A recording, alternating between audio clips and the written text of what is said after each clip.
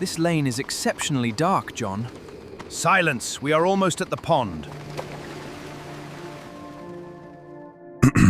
It is the night of October 24th, 1823. A narrow country lane cuts through the dark fields of Hertfordshire, England. There are no streetlights out here, no witnesses, just the sound of hooves on dirt and the distant flicker of a candle in a farmhouse window. Inside the gig, a small two-wheeled horse-drawn carriage, sit two men. One of them, William Weir, has no idea that this is the last night of his life. He believes he is on his way to a friendly country cottage for a weekend of gambling and good company. He believes the man sitting beside him is a friend. He is wrong about all of it. As the gig slows near the edge of a dark lane just outside the town of Radlett, the man beside him reaches into his coat. He pulls out a flintlock pistol. The shot rings out through the cold night air. But Weir does not die. Wounded and terrified, he jumps from the carriage and runs. He stumbles through the dark, bleeding, trying to put distance between himself and the man with the gun. He does not get far. His attacker catches him within moments. And what happens next is something that will shock all of England. Not just for its violence, but for what the three men involved do immediately afterward. They go home. They cook pork chops. They drink, they sing songs, and one of them gives a gold chain ripped from the dead man's neck as a gift to a woman sitting at the supper table. This is the story of the Radlett Murder, a killing born from gambling debts, wounded pride, and cold-blooded calculation.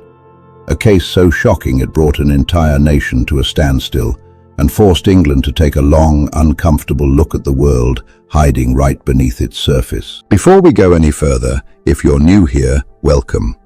Hit that subscribe button so you never miss a story. And if you make it to the end of this one, drop a comment and tell me, do you think justice was truly served in this case? I want to hear what you think. To understand what happened on that dark October night, you have to understand the world these men lived in. Early 19th century London was a city of extremes. On one side you had the wealthy and well-connected, lawyers, merchants, politicians. On the other you had the underground world of gambling dens, bare-knuckle boxing matches, and backroom card games where fortunes could be won or lost in a single evening. John Thurtle lived right at the edge of those two worlds, and it was that position, never fully belonging to either side, that would eventually destroy him. John Thurtle was born in 1794 in Norwich, England. His father was no ordinary man. Thomas Thurtle was a respected figure, a wool merchant and, eventually, the mayor of Norwich. The family was comfortable, they had status, they had a name worth protecting. John, however, seemed intent on doing exactly the opposite. As a young man, Thurtle joined the Royal Marines. He served his time, was discharged, and came back to civilian life with energy but no real direction. He had a powerful build, a loud personality, and a love of combat sports. He became involved in promoting prize fighting, bare-knuckle boxing matches that were both illegal and hugely popular at the time. He was good at it. He understood spectacle. He understood crowds. He understood how to make money from other people's desire for danger. But Thurtle also had serious problems with money. He made it fast and lost it even faster. He ran schemes. He committed insurance fraud, most notably burning down a warehouse full of goods he had insured for far more than they were worth. He borrowed from people he could not repay. By the time of the murder, people who knew Thurtle said he appeared to be suffering from what they described as an observable disintegration of his personality, and that he had always had a spectacularly explosive temper. He spent much of his time brooding on his grievances against the people he felt had wronged him. At the top of that list was a man named William Weir. William Weir was not a saint. He was a solicitor, a lawyer, attached to Lyons Inn in London. But the legal work was almost a side business. Weir's real passion was gambling. He was a regular at billiard halls and card tables across the city. He was sharp, patient, and very, very good at winning. Too good, some people thought. According to Joseph Hunt, one of the men who would later be involved in the murder, Weir had cheated Thurtle at cards and had not only stolen his money, but had made him the laughingstock of London's gamblers. Whether Weir actually cheated is something we will never know for certain, but what matters is what Thurtle believed. And what Thurtle believed, with growing rage over weeks and months, was that Weir had stolen from him. The debt stood at £300. In today's money, that is somewhere between £22,000 and £30,000. It was not a small amount. It was the kind of debt that could ruin a man's reputation and his livelihood. When Weir began demanding repayment, Thurtle made a decision. He was not going to pay. He was going to kill. John Thurtle did not act alone. He recruited two men to help him.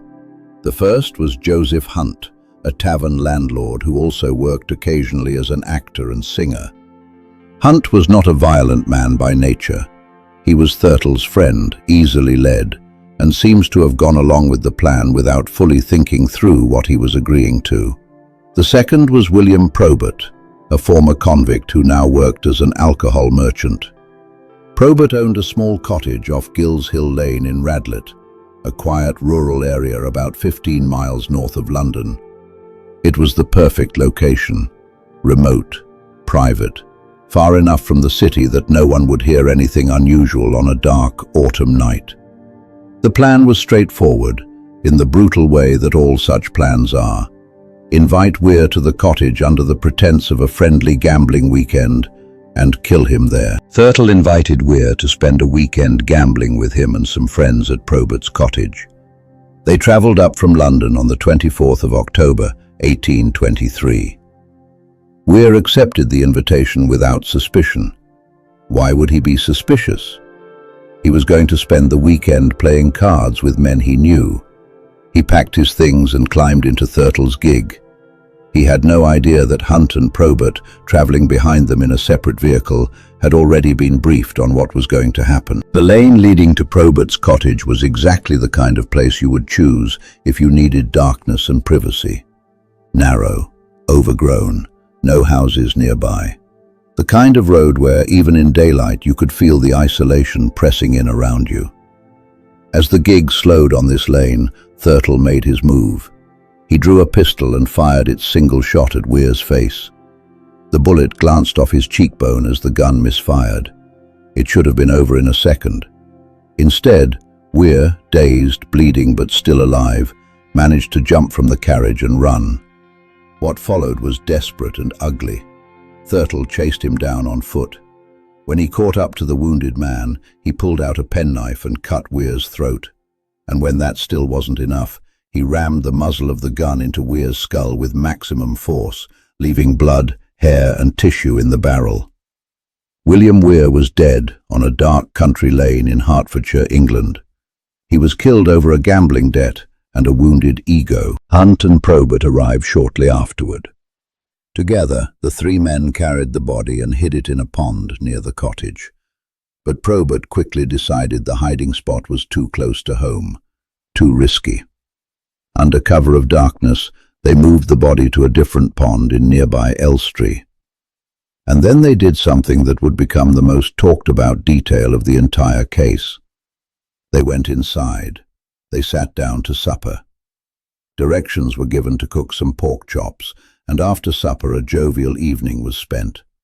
Hunt sang several songs over the grog, and Thurtle presented Mrs. Probert with the gold chain he had taken from the body. 3 men. A dead body barely a mile away. Pork chops. Songs. A stolen gold chain given as a casual gift to a woman who apparently asked no questions. It is the kind of detail that makes you stop and sit with the story for a moment. The sheer ordinariness of it. The way violence and normalcy sat at the same dinner table without either one flinching. A street ballad written about the case at the time captured it plainly. Although his hands were warm with blood, he down to supper sat, and passed the time in merry mood, with drink and songs and chat. Thurtle had made several mistakes, and they would cost him everything. The first was the pistol. In the chaos on the lane, Thurtle had stashed the murder weapon in a hedge and was not able to find it the next morning. The following day, a gang of road menders discovered a pool of blood on the roadway and found the weapons in the hedge. They promptly alerted the authorities. The pistol was one of a matching pair. The other was found in Thurtle's own lodgings. There was no innocent explanation for that. The second mistake was the horse. For his trip to Radlett, Thurtle had made the mistake of hiring a gig drawn by a very distinctive iron-grey horse with a white face. Several people remembered seeing it, and it was possible to establish who the occupants had been. The third mistake was Weir's social circle. Back in London, Weir's associates became alarmed when he did not return after his weekend away. They knew he had left with Thurtle. They told the authorities. Everything pointed in the same direction. Probert was the first to be questioned. Faced with the evidence against him, he made a decision. He would cooperate. He turned what was known as King's evidence, agreeing to testify against the other two men in exchange for his own freedom. He also implicated Hunt. And it was Hunt who, perhaps hoping to help his own case, led the police directly to the body. All three men were arrested. All three were charged with the murder of William Weir. The trial of John Thurtle and Joseph Hunt at Hertford Assize Court in early 1824 was unlike anything England had seen before. The murder and trial attracted huge amounts of publicity. Actions before the crime itself were heavily reported on, which even led to plays and books being written based on the incident. The public was transfixed. Newspapers printed every detail they could get their hands on. People traveled from across the country to get a seat in the courtroom. Construction of a gallows was begun even before the trial started. That detail alone tells you everything about how the public had already made up its mind. The trial judge, Mr. Justice Park, was deeply troubled by what he called the corruption of justice through pre-trial publicity. He reportedly lamented that if such statements before trial were not checked, he trembled for the fate of the country. Nevertheless, he allowed the trial to proceed. This was also to be one of the last trials in England conducted under old 16th century principles, in which the accused had to defend themselves against the prosecution, being allowed only to make a speech after the evidence had been heard, and not being allowed to cross-examine prosecution witnesses. It was, in the plainest sense, not a fair system. But it was the system. Thurtle gave a long and rambling speech in his own defense. He tried to shift blame toward Probert. He spoke of his Christian upbringing. He referenced Voltaire and St. Paul. None of it worked. The most memorable moment of the trial came not from Thurtle, but from a witness called to speak on his behalf. When asked what kind of man Thurtle was, the witness replied that he had always considered him a respectable man. The judge asked what he meant by that. The witness replied simply, "He kept a gig." The courtroom reportedly laughed. And the philosopher Thomas Carlyle later used that line as a critique of a shallow, materialistic society, coining the word gigmanity to describe the kind of fake respectability that judges a man by his possessions rather than his character. It took the jury just 20 minutes to find both Thurtle and Hunt guilty. Both men were sentenced to death. John Thurtle went to the gallows on January 9, 1824. He was 29 years old. He had denied his crime right up until the very end. Having always denied his crime, he admitted it on the gallows. Whatever he said in those final moments, whether it was remorse or simply a last-minute reckoning with truth, it was too late. On the day after his death, Thurtle's body was dissected, part of the sentence for murderers at the time. A waxwork of his body was displayed in Madame Tussauds for 150 years. Even in death, Thurtle was a spectacle. Although Thurtle had been popular and had received public sympathy during his lifetime, Some of his relatives still chose to change their names to avoid being associated with him. Joseph Hunt's sentence was commuted. Rather than hang, he was transported to Botany Bay, the penal colony in Australia. He rehabilitated, gained his freedom, started a life in Australia, married, and raised a son and a daughter. He became such a respected man that he became a police constable. Hunt died in 1861. A man who helped dispose of a murdered body ended his life as a figure of law and order on the other side of the world. Make of that what you will. William Probert, the man who gave up his friends to save himself, did not escape judgment, even if he escaped the law. Reports of his involvement in the newspapers meant he was reviled and became a social outcast. Unable to find work, Probert resorted to crime to support himself and his wife. In 1825, at 33, he was hanged at Newgate Prison for stealing a horse worth £25 from a relative. The man who turned King's evidence to save his neck ended up on the gallows anyway, not for murder, but for horse theft. There is something darkly fitting about that. William Weir was buried at St. Nicholas Parish Church in Elstree. The lane where he was killed became known locally as Murder Lane. The cottage where the men ate their supper was eventually abandoned. Sir Walter Scott visited the location a few years later and wrote in his diary about labyrinth of intricate lanes.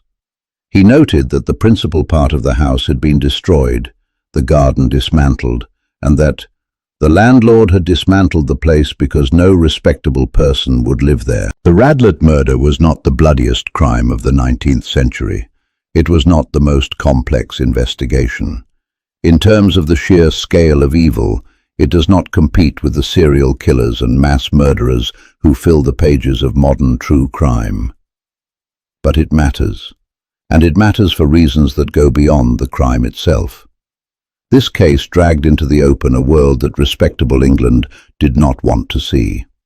It exposed the gambling underworld, the card tables, the billiard halls, the boxing rings, the debts and schemes and frauds that ran just beneath the surface of normal life. As more details were published about the underworld which Thurtle and Weir had inhabited, there were increasing calls for something to be done. It also raised questions, in 1824, of all years, about whether a man could receive a fair trial when the press had already convicted him. The judge said he trembled for the country because of media coverage. Gallows were being built before the verdict was even in. This is a conversation the world is still having 200 years later, and it showed how quickly a man of good birth and some ability could fall when he made the wrong choices: gambling, fraud, violence, and finally murder. Thurtle was the son of a mayor. He was a former military officer. He was, by the definition of his time, a gentleman. Yet here he was, standing on a gallows at 29, confessing to a murder he had committed over a card debt. The case was so compelling that it attracted the attention of some of the greatest writers of the age. Thomas de Quincey reviewed the murder in his darkly satirical essay on Murder Considered as One of the Fine Arts. Sir Walter Scott visited the murder location. Thomas Carlyle used a detail from the trial to critique shallow social values.